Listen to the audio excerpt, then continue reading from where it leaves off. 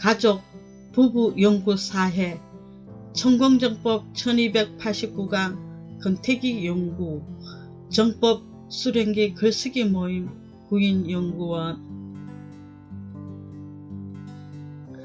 천공정법 1289강 권태기 본문 요약을 하겠습니다. 권태기는 누구나 오는 게 아닙니다. 권태기는 주기적으로 오는데 3년, 7년, 10년에 오는데 요즘은 3개월 만에 옵니다. 우리가 3대 7의 법칙으로 만나야 됩니다. 내보다 30% 위나 내보다 30% 아래를 만나야 됩니다. 70% 차이가 나면 힘들어지고 헤어지게 됩니다. 권태기를 이기는 것은 나를 갖추어서 상대방에게 필요한 사람이 되어야 합니다. 노예순 연구원님은 처음에는 같이 있고 싶어서 헤어지기 싫어서 결혼을 하였습니다. 우리 남편은 말을 하면 꼬박 밤을 새울 정도로 말을 하고 연예인보다 내가 더 예쁘다고 하였습니다. 어느 날 남편이 술을 마시고 늦게 와서 밤새 말을 하고 아침까지 할 것 같아 말을 끊었습니다. 나는 말을 끊어버려서 남편이 나에게 말을 하지 않게 되었습니다. 정법에 남편이 하는 말을 잘 들어주기만 해도 남편에게 필요한 말을 해줄 수 있다고 하셨고 지금은 되도록 남편 말을 잘 들으려고 노력합니다. 윤경옥 연구원님께서는 저는 장남인 남편과 시집과 결혼을 동시에 한 베이비 부모 세대로 하루하루 바쁘게 살아서 권태기가 뭔지 모르고 살았습니다. 부부 소통이 뭔지도 몰라서 저는 집안의 일만 하고 집안에 있었던 일을 말하면 남편이 듣기 싫다고 고함을 지르는 걸 몇 번 반복하는 것을 경험하고 나서 저도 그때부터 굳은 일은 남편에게 의논하지 않았습니다. 권태기를 극복할 수 있었던 것은 천공정법으로 인성교육을 받으면서 이해가 되면서 저의 옵소멸을 위해서 일어났던 것을 알았습니다. 박진 연구원님께서는 우리 가정의 결혼 권태기는 3년이 지나고 친구가 찾아온 후부터인 것 같습니다. 결혼 전 신랑에게 프로포즈를 한 여자친구가 오면서 내가 알면 안 되는 것을 알게 되어서 생각하면 생각할수록 화가 났던 기억이 납니다. 빗꼬리가 제일 커야 천생연분이라고 하셨는데 나는 무조건 받으려고 하지 않았나 생각합니다. 상대에게 더 많이 안 해준다고 불만 많았던 과거가 떠오르며 반성하게 됩니다. 변복희 연구원님께서는 저는 집안의 중매로 만나 결혼을 하였는데 결혼은 누구나 다 하는 것이라고 단순하게 생각했습니다. 그런데 서로 다른 환경에서 살다가 가정을 이루면서 서로 간에 가족에 대한 일에 언쟁을 하게 되면서 시집 이야기를 하면 남편이 싫어하고 친정 이야기를 하면 제가 싫어하였던 것 같습니다. 말의 힘이 얼마나 강한지 알게 되었습니다. 상대의 말을 중간에 자르지 말고 끝까지 잘 듣고 상대를 알려고 노력을 하면 그 속에 답이 있고 상대를 이해시킬 수 있도록 노력을 해야 합니다.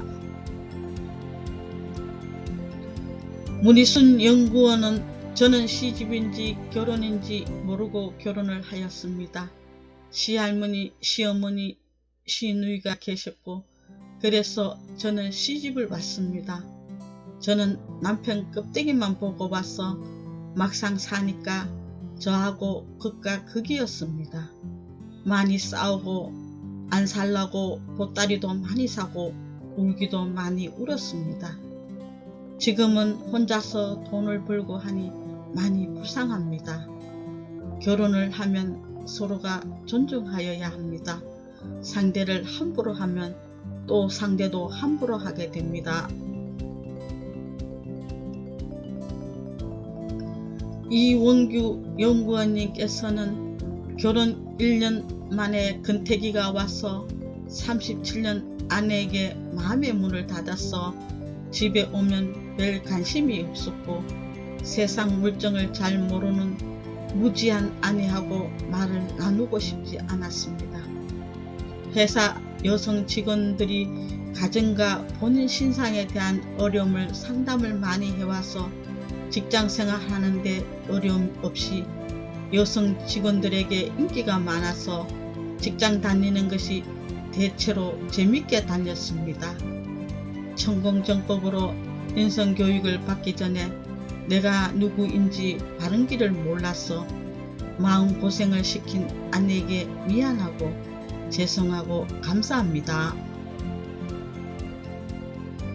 주재덕 연구원님께서는 처음 만났을 때는 굉장한 호감으로 만났는데 그것이 사랑인 줄 알았습니다.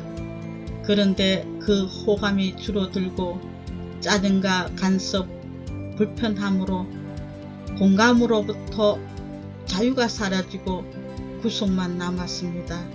사랑에는 근태기가 없는데 내가 좋아서 만났는데 그 호감이 줄어들고 귀찮음으로 바뀌었습니다.